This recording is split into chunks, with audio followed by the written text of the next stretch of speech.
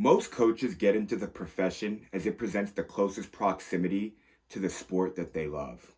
Now, some come from a background of having played the sport, others are teachers. However, very few will go from being a strength and conditioning coach, an athletic trainer, and now we're even seeing an emphasis on data analytics. Now, fortunately enough, throughout my professional journey, I have been fortunate enough to develop a skill set in understanding those different fields. And what that's allowed me to do is now bridge the gap in connecting them and building a tool to empower coaches to further understand their personnel, to put their players in the best position to win, and then build their strategies around their players' skill sets. So, what I'm going to dive into today is how coaches establish their philosophy and interpret their strategy. It was about 2017 when I was in graduate school and I worked in the library. And I would just get my hands on all these different sports books. And I came over this concept called total football. And this was used in soccer, the real football, I might add, in which teams were adopting this philosophy in which they were abandoning the construct of positions. Now, what this basically meant was that there was no defense or midfielders. Everyone was playing within a spot on the field, but when they got their hands on the ball, they could almost break the positional rules and just move however they may choose, whatever the flow of the game presented. This created great demand for all your players to have a diverse skill set, but it also placed an emphasis on players understanding the overarching concept of what the team was trying to achieve. So everyone was knowledgeable of the game beyond just the realm of what the traditional positional roles would entail. And I thought this was really unique.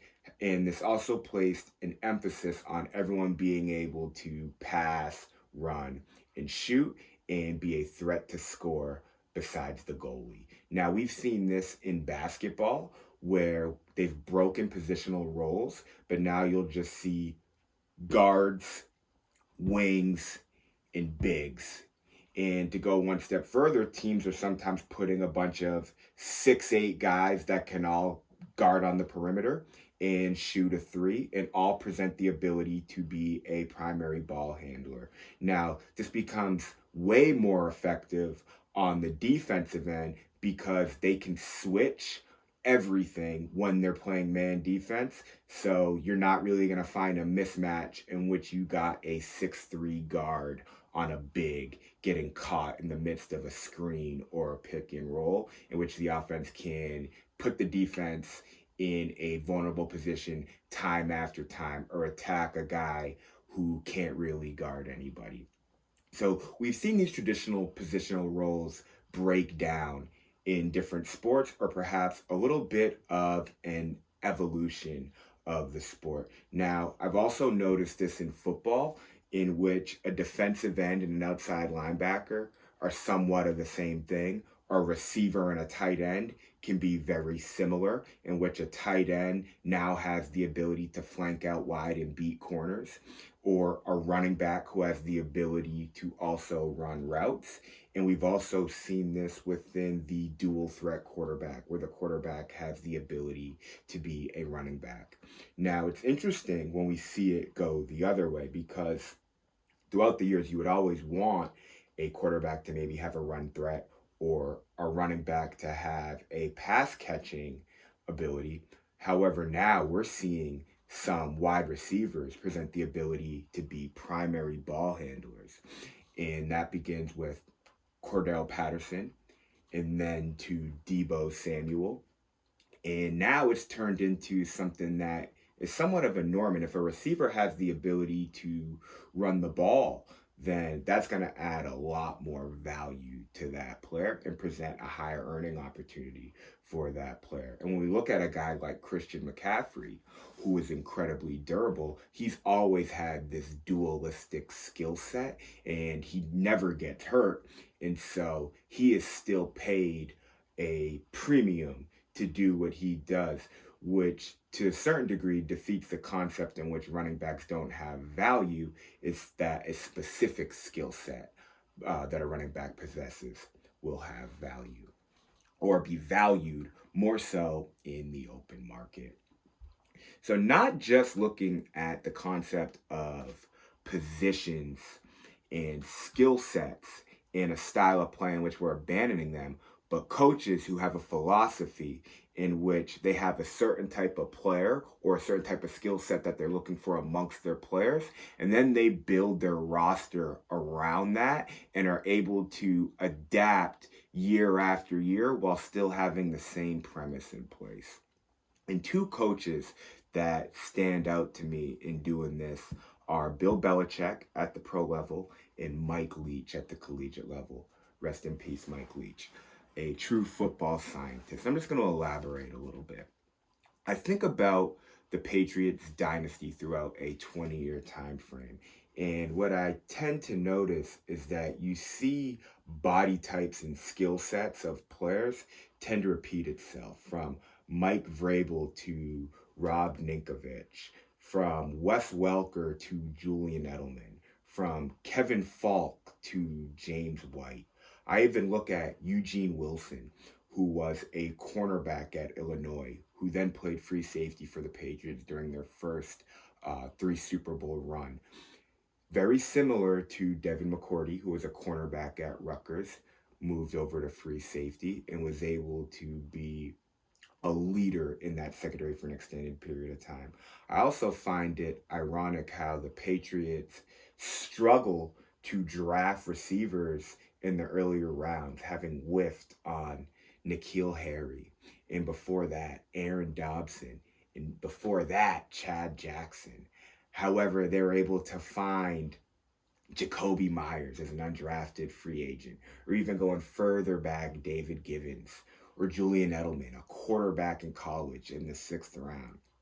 It's like they know how to find value in specific player skill sets that may not be viewed in the similar lens from throughout the league, but because they have a way of doing things within their building, it's very easy for them to get a player at a low cost and put them in position to succeed immediately. And I define that as player archetypes. And it's very similar to what Mike Leach is known for, and that is the air raid offense. And that is because in that offense, it's like you have the Z receiver, who's the traditional flanker, and that's going to be your off ball, weak side receiver, and he's going to generally be your burner. Your Y receiver, who's generally going to be your bigger body, who's like a flex type, could be more of a tight end, and he could present the ability to be an inline blocker, but he's going to be like your big slot, your mismatch type of player. Then you have your smaller slot, your H, and he might be your jet sweeper, your motion guy. And sometimes your Z and your H can be very similar, which is really unique. And sometimes your Z and your X can be very similar. But what they do within that offense, as far as off ball, on ball, tend to stay the same. And then the X receiver, who is your premier pass catcher, who can be the backside receiver of a 3-by-1 and just win matchups and just run 3 to 4 routes, like a comeback, a hitch, a fade, or a slant, and you know you can go to that guy. He's the on-ball receiver.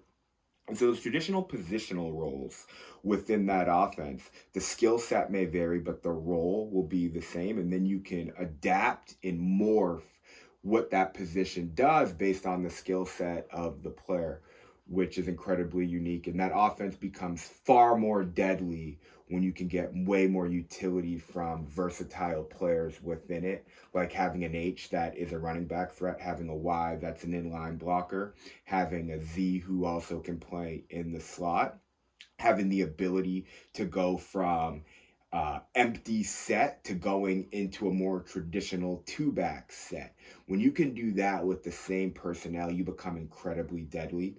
And you see Lincoln Riley, who is a disciple of Mike Leach. He has utilized fullback types and tight end types who also present the ability to do a variety of different things within his offense. And so with this basic personnel, you never know what he's going to do. Now, in the league, you can draft your players and you can scout, and you have all these different type of people within the building who have specific roles that can help you analyze talent, and then you can bring it in. And if a coach is fortunate enough to keep his job long enough, you can have continuity and your team can develop an identity. Same goes in college, because a coach can go out there and recruit, but it becomes a lot more difficult at the high school level. And that's because while there are things like school choice, if you're a tenured high school head coach, you just can't control the type of kids that are going to be in your town. You can't control if there's a lot of kids with speed. You can't control if there's going to be a lot of big linemen. Maybe there's just never been a emphasis on athletics, but a coach is hired into a community, and he wants to make the whole town or the county all about football. What's going to take some time, and that coach is going to have to develop relationships with small businesses, maybe develop a relationship with a local gym where the athletes are training, and develop relationships with the youth program so that they know the system that he's running, and they can develop their players so that when they ultimately get to the high school ranks, they can run that system effectively, because at the youth level they've been developed within their positions to play within the scheme of the high school. Now, I was fortunate enough to play at a high school in which the head coach had been there for over 20 years, and he had a way of doing things. And so we saw players that were older than us with certain skill sets. And so we understood that when we got to the varsity level, how we may be utilized, and we could develop our game around that. And that presents tremendous benefits. But at the high school level specifically, and that's who I'm talking to, is there's a lot of variables that you got to deal with here, and you got to wear a lot of hats, and you also got to deal with parents, administration. You want to ideally help your kids get recruited, and then you're obviously trying to win games, and you only get so much time, and kids are graduating every single year. You got new kids coming up, and so we wanted to identify, how do coaches adapt year in and year out, best understand their players, and can have a framework in place to not just identify what their skill sets are, identify their body types, what their weaknesses may be, and then build their program around that. And that's where this problem stood out to me, is because what I identified is that, especially football and basketball is the two sports that stand out to me, but also baseball and sometimes soccer, although soccer is not emphasized to the same degree as those other sports, and hockey is more of a regional thing. But athletes are playing year around, doing 7-on-7, strength training, going to camps. To a certain degree, they're taking on the same workload as a college and sometimes a pro player, but they don't have the same resources. Not to mention that if they wanted things like GPS monitoring, or being able to get insights into advanced body composition metrics to understand how much muscle mass they have, or getting access to a full blown meal plan to help your players gain the size, those things are just not accessible. And sports, especially here in America, have always been a safe haven in which every kid should have an opportunity or a shot. And so, if you can empower coaches and athletic programs to get access to some of these resources, everyone is going to benefit. We can keep athletes on the field longer. We can help athletes recognize their potential. We can distribute this information about the athletes to college coaches, help athletes get recognized, and also get parents on board. And that's recognizing my kid does have the talent. And okay, their grades are at this level, and this is the track that they're on. Now, they might not be a scholarship player, but we can help them get some money at a school that's a good fit for them. And then understanding, well, what type of school is a good fit? And so being able to now have metrics in which we could say, well, this school is good at this major, and this school is developing kids that play this position well, or this school in this area plays a nice schedule, they have a strong program, and all their players graduate. Now those aren't the metrics that we're necessarily looking at, but beginning to just analyze your players and understand them a lot more deeply, we can then begin feeding them this deeper information to help make people make decisions that are going to determine the long-term trajectory of their lives. And what that begins with is understanding a player's risk of injury. That is the first most important thing in all of athletics, and that is to keep athletes on the field. And so when I say help coaches understand their personnel, it is understanding, do we have guys with tight hips? Do our athletes know how to do a hip hinge appropriately? Because if they do not, and we are prescribing them deadlifts, there's a high likelihood in which they are doing that deadlift wrong, and that will create compensation in a compound effect in which there's a high likelihood in which they are going to get hurt, whether it's soft tissue injuries or ligament tears and things of that nature. And they happen pretty frequently. There's almost been an epidemic, if you will, throughout youth athletes getting these soft tissue injuries, and that should not be happening. Now, sports science has advanced throughout the years, and no one is debating that. However, that means that there's an emphasis for ongoing maintenance. And so, what we're able to do with the Kinotech technology is, through a motion sensor, analyze athletes, each movement taking under 30 seconds, and just seeing how well they execute a movement. And then this motion sensor, hooked up with artificial intelligence, will then detect where there are asymmetries, to what degree, and then being able to predict what is their risk of injury. It's one thing doing that for a player, it's another thing doing that for an entire team. And that is just a core part. So getting access to this information allows you to understand the physical capabilities of your athletes, not just from a functional movement standpoint, but from a strength training standpoint. Because you're only going to play your sport one season, but there's two other seasons within the year in which they're either going to be preparing or they are going to be getting ready for the actual season in the preseason. And so we need to make sure that all of this information is aligned and there is a protocol in place to best prepare them. Not just movement and strength capabilities, but the other core component is body type. How much muscle mass does an athlete have? How much body fat does an athlete have? Now, based on your style of play, and this goes for any sport, relative to their height and weight, are they the ideal size that you would want them to be to execute the demand of their position?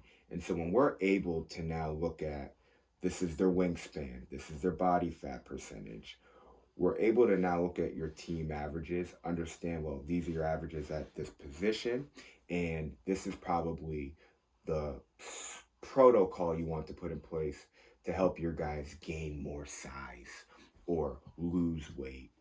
And so through those two components of movement and body type, we now have a fundamental understanding for, these are our guys and this is their capabilities.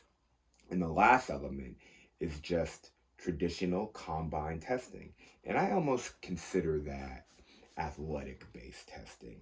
Now, throughout the years, I think coaches all throughout America will have some form of standardized testing, but this can take days and they have to then sort the information. And what it does is it cuts into practice time.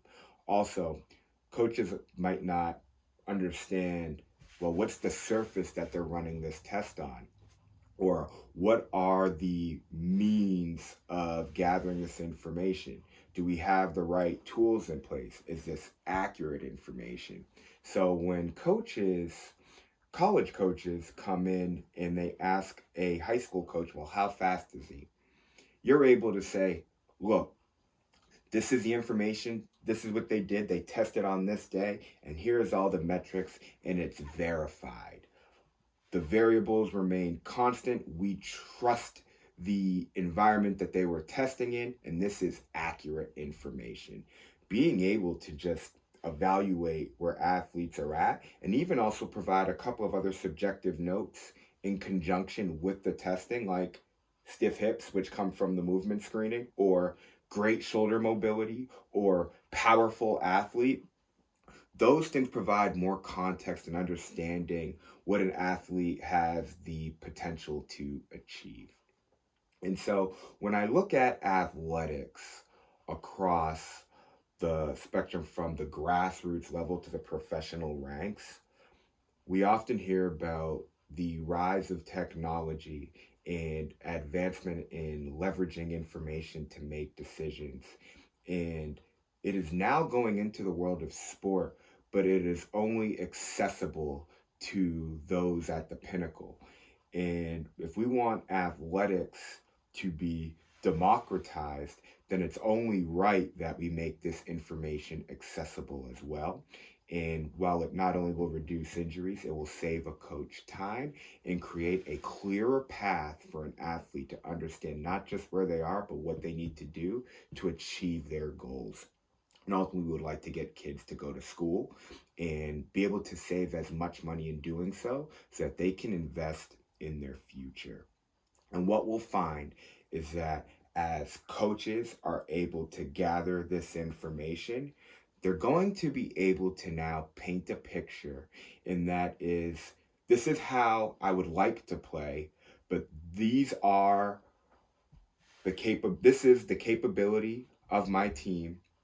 Therefore, this is how I'm going to have to adapt to what they have the ability to do to put them in position to succeed. That is the $1 million problem that coaches are trying to solve. And through our evaluations and the services that we provide that solution for a coach so that a coach can now focus on the thing that they want to do, and that's developing their team and ultimately winning games. When I look at the future of sport, high school coaching is a lot more comparable now to college coaching. And so providing these tools so that coaches can do their job more effectively is a lane that I believe is underexplored. And I believe coaches could benefit from this tremendously. Coaching to me is an art, a science, it's an industry, and there is a pretty high demand on a coach to be knowledgeable in a lot of different subjects. And more often than not, they lack the support and the financial means to really do the things they need to get done to run a successful athletic program. And if we can make this accessible and soften the load on them a little bit, this will lead to a society where everyone can benefit. And I believe that that creates a lot of optimism for the future of sports. This is episode 6 of the Performance Pulse podcast. And we are now on a new YouTube channel called the Performance Pulse podcast. Please check it out and subscribe. We'll be dropping an episode every single week, one where I am going over a specific issue within the world of sports, how technology, health performance, and data analytics can solve those problems, identifying different trends, and also bringing on different guests from former pro athletes to current coaches and even different athletes, really just talking about different habits and how we can maximize performance to lead healthy, balanced lifestyles. That's all I got. Coach Wilson checking out. Win the day, guys.